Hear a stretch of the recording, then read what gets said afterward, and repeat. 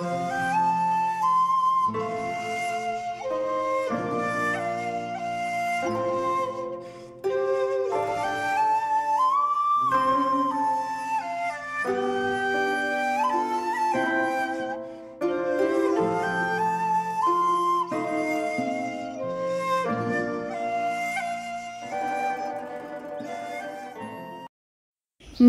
মুখ ফুটে সুখ বলে, নিজেকে সুখী দেখায়, কিন্তু মানুষ কখনোই মুখ ফুটে তার দুঃখ বলতে চায় না, যতক্ষণ না পর্যন্ত কেউ তাকে খুব বায়না করে তার দুঃখগুলো শুনতে চায়।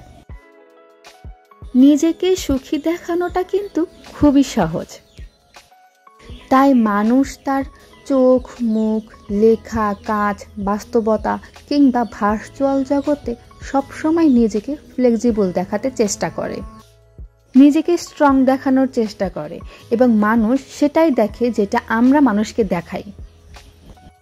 কিন্তু দুঃখ দেখানোটা খুবই কঠিন এবং দুঃখ জানানোটাও খুবই কঠিন। দুঃখ সবাইকে বলা যায় না, মন খারাপের কারণটাও সবাইকে জানানো যায় না। কোনো বন্ধু বা বান্ধবী, আত্মীয় স্বজন, পরিবার পরিজন যখন আপনাকে জিজ্ঞাসা করবে কেমন আছি, তার জবাবে আপনি কখনোই সত্যিটা বলতে পারবেন না যে আপনি ভালো নেই।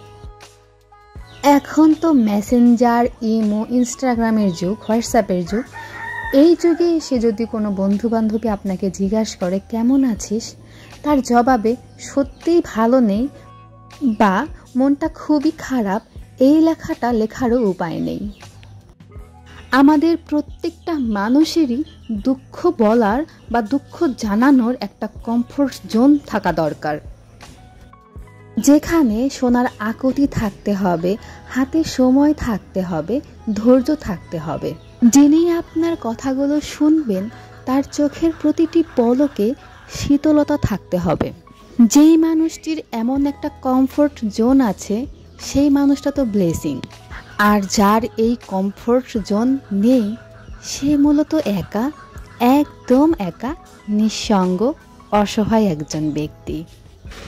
আমি কিন্তু একজন মানুষের কমফোর্ট জোন হয়ে থাকতে চাই এবং তার কাছে আমি জানার জন্য খুবই আকুতি কাকুতি করি, কিন্তু সে আমাকে কখনোই তার মনের দুঃখগুলো প্রকাশ করতে চায় না। আজকের এই কথাগুলো একমাত্র তারই জন্য। যদি সে এই কথাগুলো শুনে থাকে, অবশ্যই আমাকে সে কোনো না কোনোভাবে তার মনের দুঃখগুলো, কষ্টগুলো বলার চেষ্টা করবে।